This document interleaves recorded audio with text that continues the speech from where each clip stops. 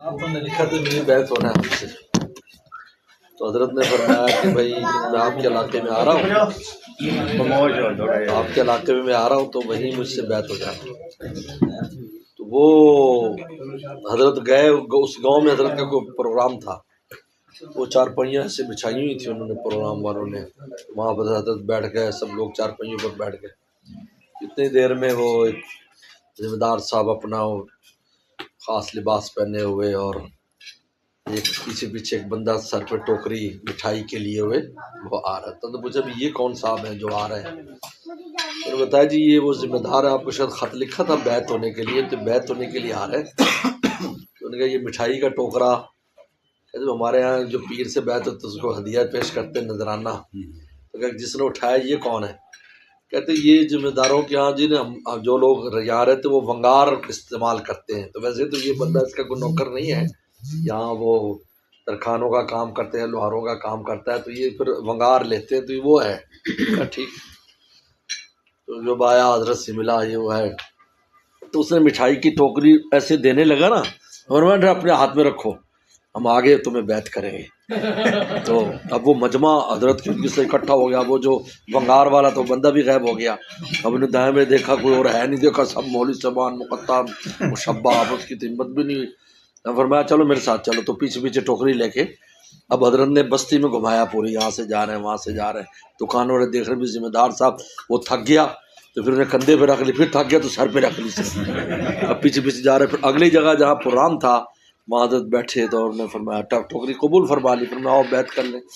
بہت اچھا بتایا بھی تمہیں کوئی روحانی مرض ہے تو بتاؤ، کہتا یہ روحانی مرض تھا وہ ناک کے رستے نکل گیا جی۔ وہ یہی تھا کہ میں سمجھتا تھا میں بہت کچھ ہوں، آج آپ نے بس میرا کام ہو گیا جی، کام ہو گیا جی، ساڈا ڈبا ہی بھاری ہو جاتا، ٹھنڈے چکن والے بھی تھے۔ صحیح بات، کیونکہ بس وقت ایک چھوٹی سی چیز ہوتی ہے لیکن ایسی رکاوٹ بنی ہوتی ہے کہ بڑے بڑے فضائل کو ہڑپ کر جاتی ہے، بہت ہی چھوٹی سی چیز ہے۔ اب پیشاب کا ایک قطرہ ہو من دودھ میں ڈالیں تو من دودھ اس کا مقابلہ نہیں کر سکتا، وہ غالب آ جائے گا قطرہ اور سارا پلیت ہو جائے گا۔ تو بس وقت چھوٹی سی نالائقی ہوتی ہے تو ہمارے سارے انوارات کو کھا رہی ہوتی ہے۔ جس طرح کیڑا چھوٹا سا ہوتا ہے دیمک کا، تو کیسے کیسی لکڑیاں کھا جاتا ہے اور بڑے بڑے درختوں کو کھا جاتا ہے، وہ تو چھوٹا سا کیڑا ہے۔ تو وہ ایسی باریک امراض ہے، بڑے امراض کا تو اتنا پتہ چل جاتا ہے لیکن باریک امراض کا نہیں پتہ چلتا کہ میرے اندر کو صحبت میں اٹھنے بیٹھنے سے پتہ چلنا وہ ہو اچھا یار ہم تو اس کو اہمیت سمجھتے تھے، یہ تو بڑی خطرناک چیز ہے۔ جب وہ ہو جاتا ہے تو پھر یکدم دل کھل جاتا ہے، نور کھل جاتا ہے اور انسان کے لیے اللہ کا راستہ صاف ہو جاتا ہے۔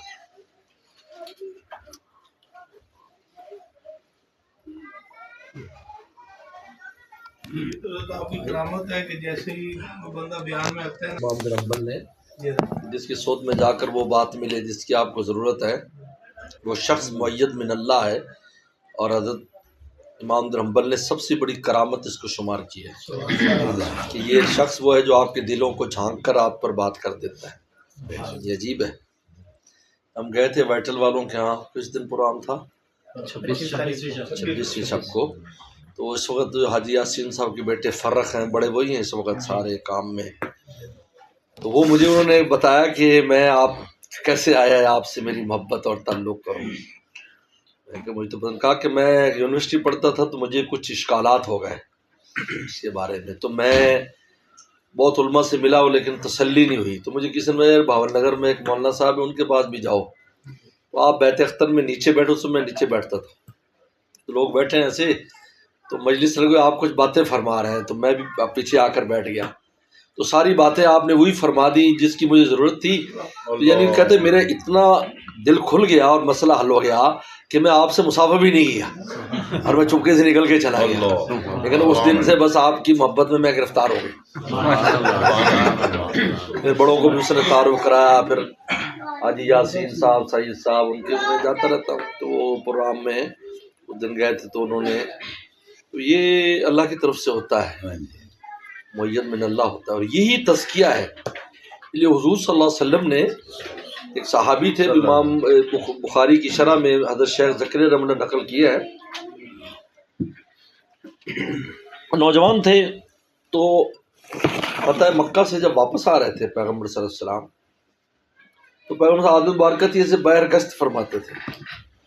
تو صاحب اپنے کام میں لگے ہوئے تھے، کوئی آرام کر رہے تھے، کوئی کچھ کا، تو آپ نے دیکھا کہ ایک صحابی جو ہے، ایک کنواں ہے، اس کنویں پر عورتیں پانی بھر رہی ہیں، تو ایک صحابی وہاں، نوجوان صحابی وہاں کھڑے ہیں، بس ایسے بس اچھا وسلم گہری نظر نہیں ڈالتے تھے، کیونکہ آپ کی نظر میں اتنا اثر تھا کہ اگلے کا دل پھٹ جائے، اس لیے اچٹتی نظر ڈالتے تھے، ایسے بس پھر آپ نظر جھکا لیتے تھے، اگر اس طرح آنکھوں میں آنکھیں ڈال کر آپ سے صرف 2 صحابہ دیکھ سکتے تھے، حضرت سیدنا صدیق اکبر رضی اللہ عنہ، سیدنا عمر رضی اللہ عنہ، اس کے علاوہ نہیں، ہمت نہیں ہوتی تھی، تو آپ ایسے اچڑتی نظر ایسے ڈالتے تھے ایسے، اور فوراً نگاہ نہیں کی، تو ہم نے اچڑتی نظر ڈالی، اور صحابی نے وسلم کو دیکھا نا تو وہ جلدی سے اس طرف آ گئے، فرمایا کہ وہ کیا کر رہے تھے؟ حضرت تو میری اونٹ کی رسی گم ہو گئی جسے پیر باندھتے ہیں، تو میں رسی کی تلاش میں نکلا، بھی کوئی رسی وغیرہ مل جائے، تو وہ بس وہ اس کے لیے میں پھر رہا تھا، تو میں ادھر چلا گیا، وہ رسی جو نا بس بات ہو گئی، بات ختم ہو گئی۔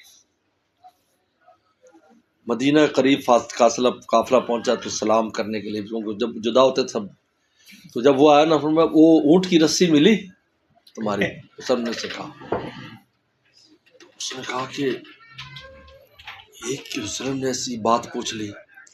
پھر مسجد نبوی میں آئے، وہ اونٹ کی رسی ملی تمہاری؟ تو سامنے آنا چھوڑ دیا انہوں نے، گھبراہٹ کی وجہ سے چھپے چھپے رہتے۔ ایک دن اچانک وسلم باہر نکلے تو وہ سامنے آ، اونٹ کی رسی ملی، تو ہاتھ باندھے، حضرت مجھ سے غلطی ہوگی، مجھے معاف کر دو۔ وہ عورتوں سے باتیں کر رہے تھے نا، جو جوان بندہ تھا، وہ گپے لگا رہے تھے، بس جو بھی ان کے ذہن میں ایسی بات تھی، اور میں اونٹ کی رسی ملی، یہ باطن کا تزکیہ ہے۔ جب انہوں نے فوراً کہا کہ حضرت بس میں کبھی ایسی غلطی یا خطا نہیں ہوگی مجھ سے، بخاری کی شرح میں لکھا ہے۔ اب وہ اونٹ کی رسی ملی، اونٹ کی رسی ملی، اب اتنی باریکی ہے اس میں، تب جا کر راستہ کھلتا ہے۔ ہم ہمارے تو معمولی چیز ہے، ہم تو اس کو سمجھتے بھی نہیں، یہ بھی بیماری کوئی۔ یہ ہے وہ یزکیم، ہمارا محبوب تمہارے باطن کو پاک کرتا ہے، اس کا نام یہ بزرگوں کی صحبت سے ہوتا ہے۔ کچھ نہیں ملے گا آپ کو، یہ احساس ہو جائے گا میں بیمار ہوں، جس دن یہ احساس ہوگا آپ علاج کریں گے۔ اگر یہ احساس نہ ہو کہ میں بیمار ہوں، تو اس کا کوئی علاج کرے گا؟ ڈاکٹر صاحب بیٹھے، اسے کہا جی تو ان کے پاس آیا، ان کا جی میں ٹھیک ٹھاک ہوں، کھانا بھی ہضم ہوتا ہے، سب کچھ ہوتا ہے، تو کہا یار میرا وقت کیوں ضائع کرتے؟ وہ کہیں میں بیمار ہوں تو تب علاج کریں گے نا، یہ اور وہ خود بھی علاج کرے گا۔ تو باطنی جو امراض ہوتے ہیں یہ ایسے دبے ہوتے ہیں کہ ان کا پتہ بھی نہیں چلتا کہ میرے اندر کوئی مرض ہے، تو سارا کچھ کرنے کے باوجود نتیجہ مرتب نہیں ہوتا، حالانکہ سب کچھ کر رہے ہیں، اللہ کی ولایت اور دوستی خاص کیفیات ان میں نہیں ہے، اور کچھ رکاوٹ ہے اس کے اندر، کوئی چیز ایسی ہے۔ جزاک اللہ، اللہ